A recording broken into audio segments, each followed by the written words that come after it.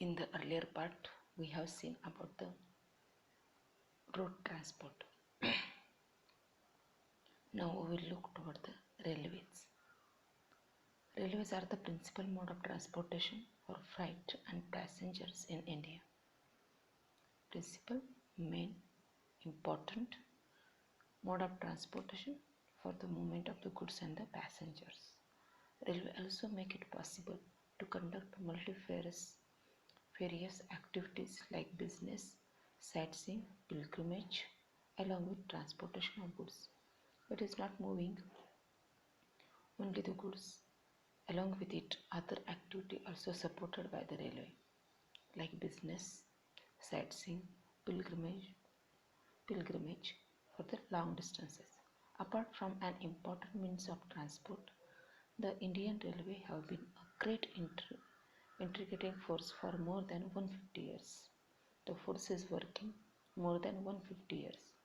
Railways in India bind the economic life of the country as well as accelerate the development of industry and agriculture. The Indian Railway have a network of 7,031 stations spread over the route length of 63,221. The railway stations in India are having 7,031 stations. The length of the route is said 63,221 km. With the pace of March 2001. This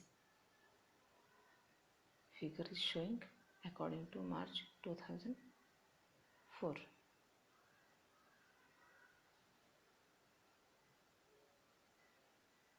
The distribution pattern of railway network in the country has been largely influenced by physiographic, economic and administrative factors.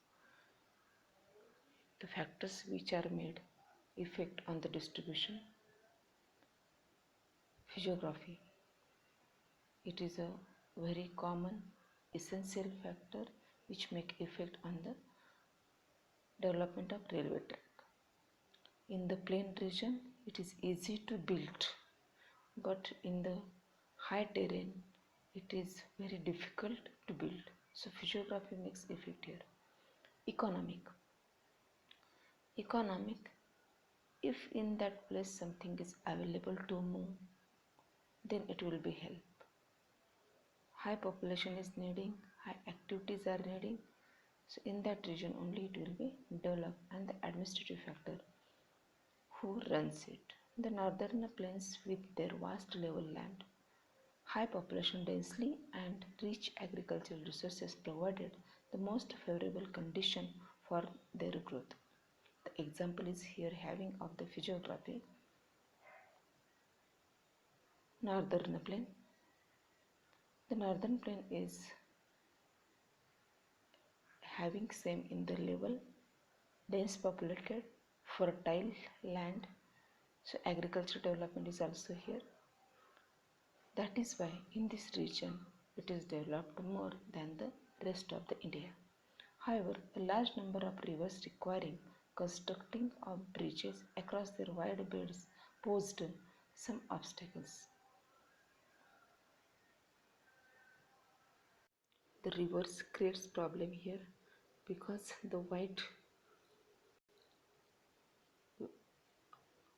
these rivers are wide, so building bridges on these rivers is getting difficult.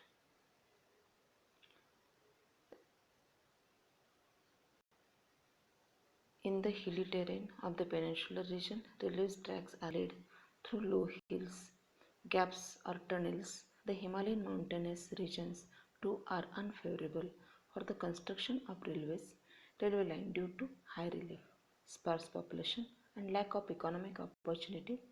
Likewise, it was difficult to lay railway lines on the sandy plain of western Rajasthan, swamps of Gujarat, forested tracts in the Madhya Pradesh, Chhattisgarh, Orissa, Jharkhand.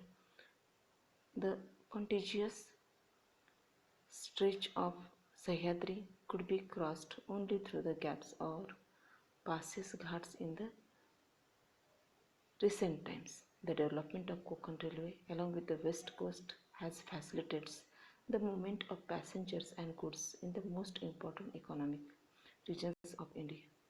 It has also faced a number of problems such as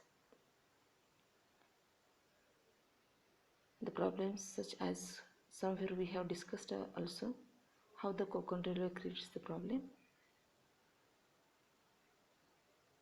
It has also faced a number of problems such as sinking of tracks in some stretches of landslide.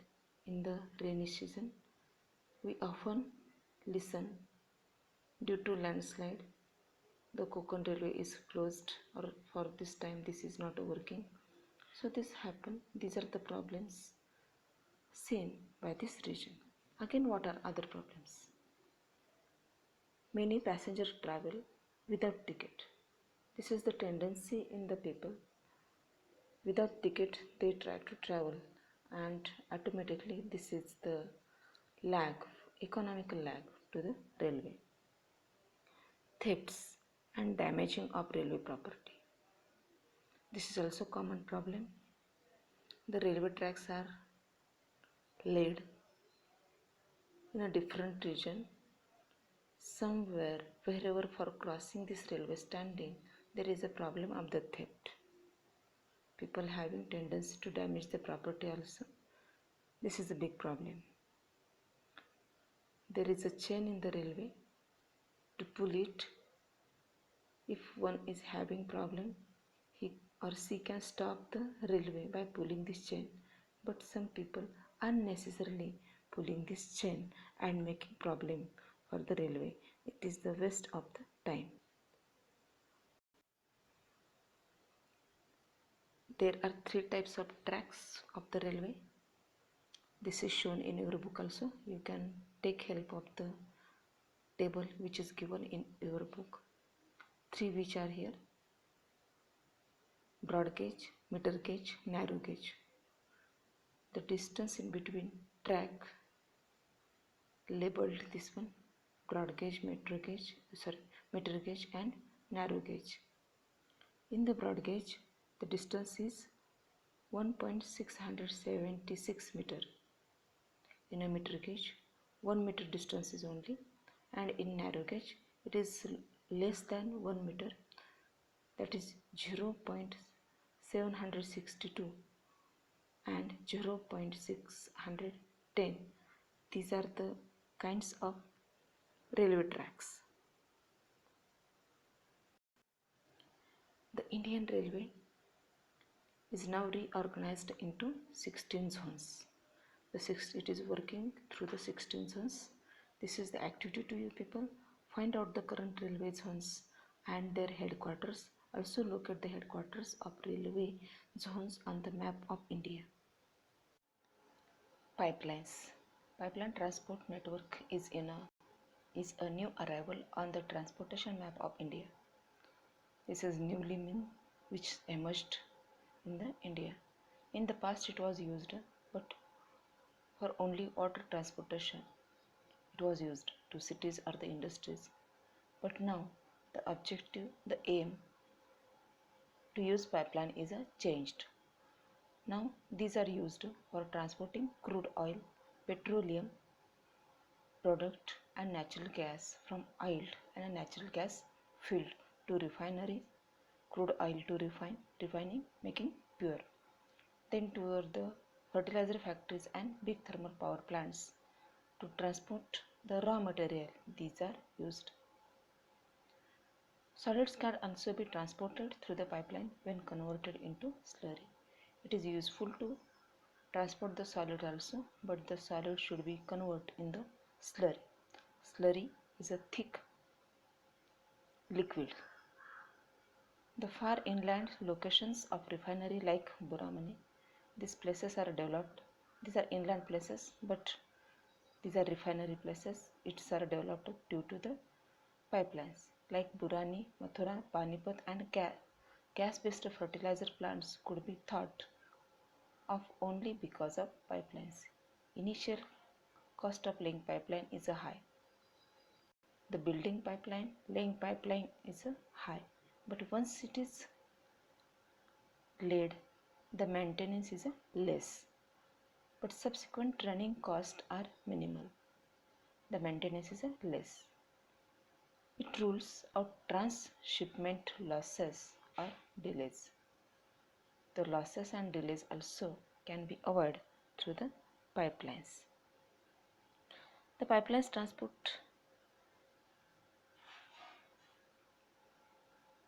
is newly emerged, but it is working very efficiently. The benefit is here, it is avoiding the losses and delays. Maybe taking more money,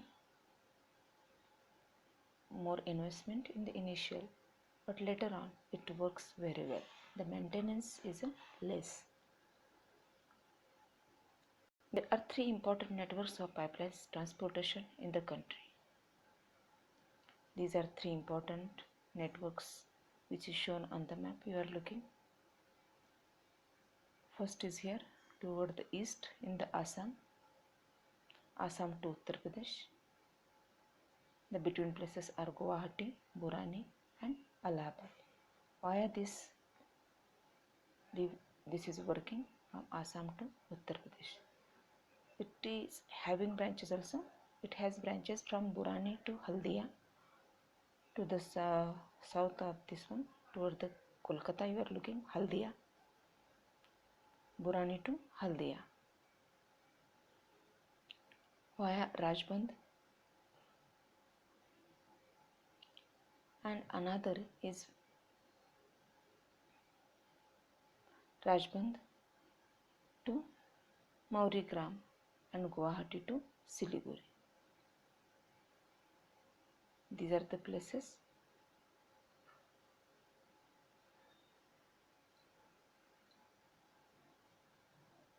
The next is here. Now turn toward the west. In the west coast you are looking, two pipelines are here. Gujarat to Punjab. The second is from Salaya in a Gujarat to Jalandhar in a Punjab. The gas pipeline, the third is gas pipeline from Hazaria in a Gujarat connects Jagdishpur in a Uttar Pradesh via Vaijapur in a Madhya Pradesh. It has branches to Kota in a Rajasthan, Shahjahanpur, Babrala and other places in Uttar Pradesh. These are the three important pipelines which connects Assam to Uttar Pradesh, Gujarat to Punjab, then Gujarat to Uttar Pradesh, Madhya Pradesh. These pipelines works to develop the country, to help the country. A long time here comes the waterways. Due to the waterways, different cities also emerged and developed in the India. Mumbai, Chennai, Kolkata. These cities are developed due to its position, location. So we will get idea how the waterways are important for the development of the country.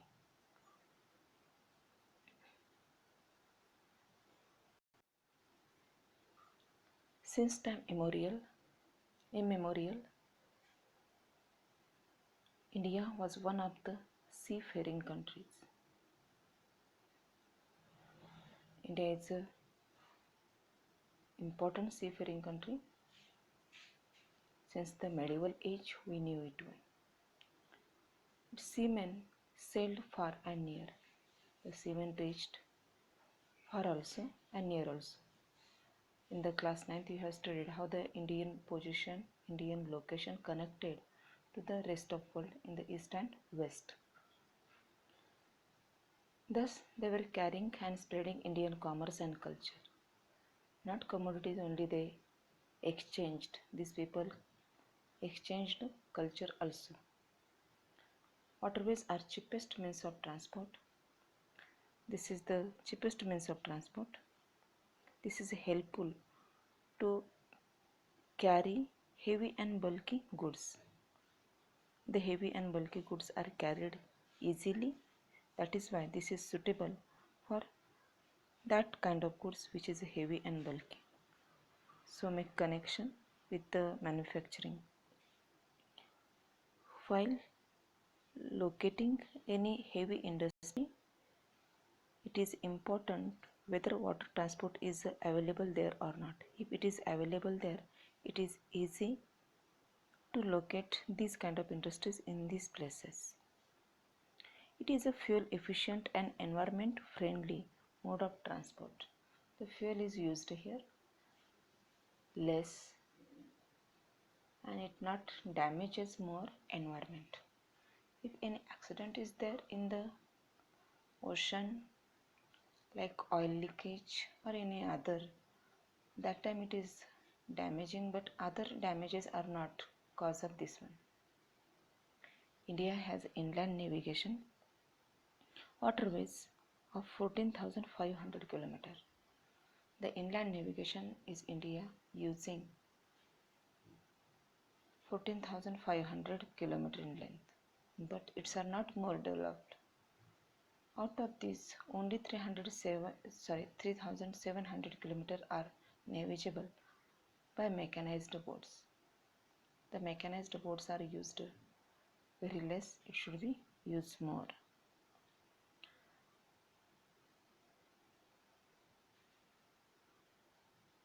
The following waterways have been declared as a national waterways by the government. The national highways roads you have seen earlier in the road transportation. In that way, the waterways also national. 3 waterways are here which are declared by the government national highways, national waterways. The first one, the Ganga River between Allahabad and Haldia. The first or national highway number 1. Here the Ganga River is used, but the place from Allahabad to Haldia. Haldia is a port. National waterway number 2. The Brahmaputra River between Sadia and Dubri is used for the national waterway number 2. The Brahmaputra in the eastern part, this river is used here for the national waterway. This length of this waterway is 891 km. In the eastern part, this map is showing very clear from Sadia to Dubri. The blue broad line which is just showing, this blue broad line is the national waterway number 2 which connects Sadia to Dubri. The source is Brahmaputra river used. This is called national waterway number 2. Now we will turn toward the national waterway number 3. This is to the western coast. The west coast canal in Kerala is used as the national waterway number 3. The length of this waterway is 205. Kottapuram, Kaman, Udagamandalam and Champakara canal. This is joining to these places and the length of this one is the 205. This is called national waterway number 3. All waterways we have seen here, national waterway number 1, 2, 3. The national waterway number 1 is the Ganga River in between Allahabad to Haldia. National waterway number 2, Brahmaputra river is here, Sadia to Dubri, and national waterway number 3, the west coast canal in Kerala. These are the 3 waterways used, or the national waterways are here. The other viable inland waterways includes the Godavari, Krishna, Barak, Sundarbans, Buckingham Canal, Brahmini, East-West Canal and Damodar Valley Corporation Canal. These are another waterways which are used beyond these all three national waterways. Moving toward the next part, the seaports, major seaports in the India. Apart from this, India's trade with foreign countries is carried from the ports located along the coast. The ports are along the coast are used for the international trade. 95% of the country's trade volume is moved by the sea. The 95% of the country's trade volume is done by the seaports. So we will get idea in the trade the seaports are important, how it's are important, how they are contributing. With a long coastline of 7,116.6 km, India is dotted with 12 major and 181 medium and major ports. The coastline of the India is 7,516.6 km. This long coastal lines is useful for the country's development or the waterways development. 12 major ports and 181 medium and minor ports are available for the country's development. We will look at these 12 major ports: Kandla, the Mumbai, Jawaharlal Nehru, Marmagua, New Mangalore, Kochi, Tuticorin, Chennai, Visakhapatnam, Paradip, Kolkata and Haldia. Haldia is very mentioned in the earlier part, so this is the Haldia. This is the map you are looking. On this map, all these 12 ports you will see. We start from the western part to the east. At the west 6, at the east 6, the 12.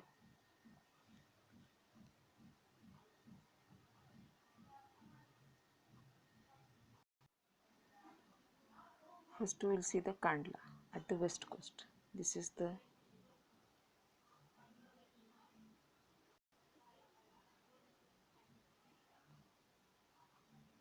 Kandla West port at the west. On the map you are looking here. The Kandla in Kutch was the first port developed soon after independence to ease the volume of trade on the Mumbai port. Mumbai earlier loaded it was.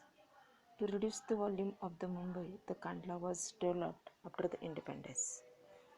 With the partition of the country, the Karachi port went to the Pakistan. So it was needing to look another port and it is developed. The Kandla is the first after the independence to reduce the volume of the Mumbai. Kandla is a tidal port. This port is a tidal. When tide is there, the tide is used here for uploading and downloading. It caters to the convenient handling of export and import of highly productive granary and industrial belt stretching across the states of Jammu and Kashmir, Himachal Pradesh, Punjab, Haryana, Rajasthan and Gujarat. Northwest states are the background for this one. Next, the Mumbai. Mumbai is the biggest port with the spacious, natural and well-sheltered harbour. This is the natural port. After Mumbai, Nhava Sheva.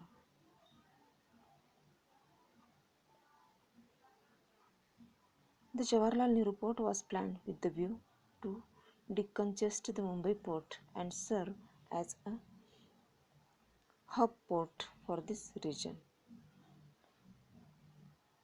Next, Marmagaon. Marmagaon port in the Goa is a premier iron ore exporting port of the country. This is used to export the iron ore. This port accounts for about 50% of India's iron ore export. So with this amount you will get idea the contribution of the Marmagaon in the exporting iron and ore.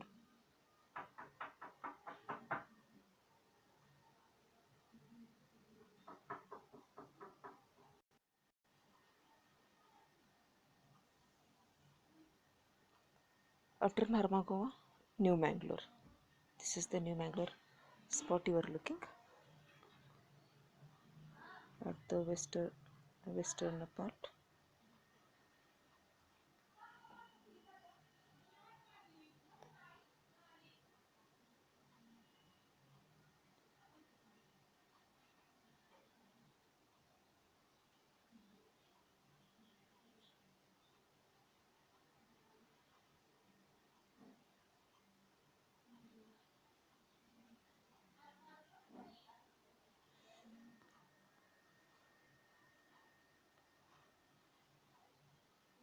New Mangalore in the Karnataka.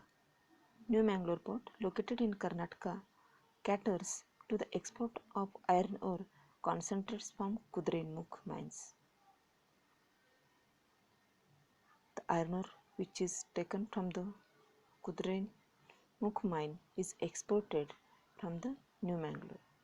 Now toward the southern point, Cochin.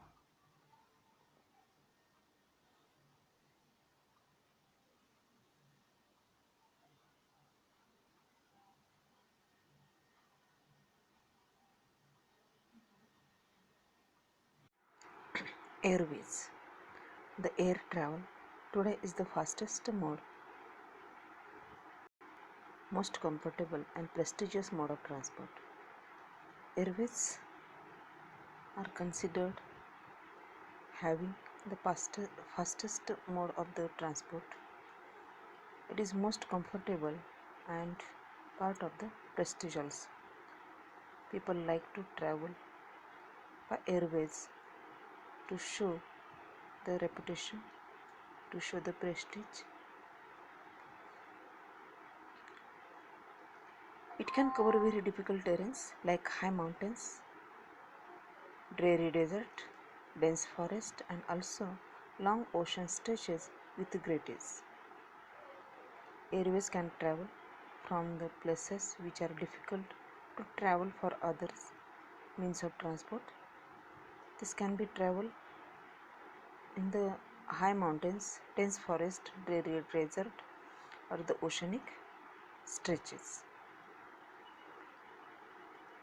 Think of the northeastern part of the country marked with the presence of big rivers, dissected relief, dense forest, and frequent floods, and international frontiers. These are the obstacles in the accessibility for the northeastern part, but due to the air travel it made easier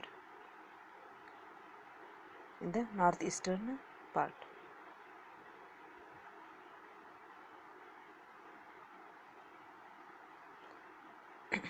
These are the airports, international airports on the map. The air transport was nationalized in 1953. On the operational side, Indian Airlines, Alliance Air, private scheduled airlines and non-scheduled operators provide domestic air services.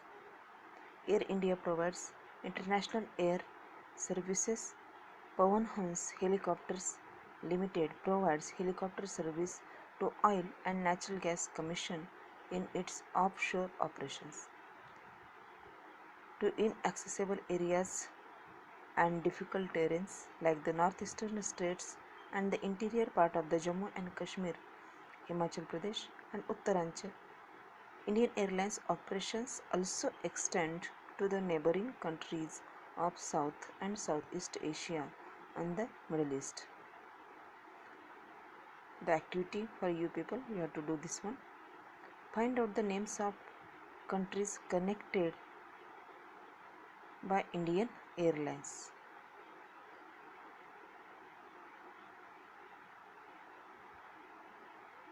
International countries connection with the international airlines, you have to find out by the Indian Airlines.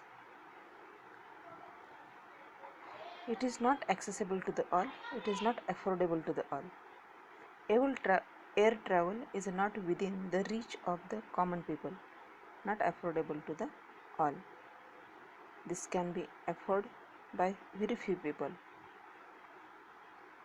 It is only in the northeastern state that special provisions are made to extend the services to the common people.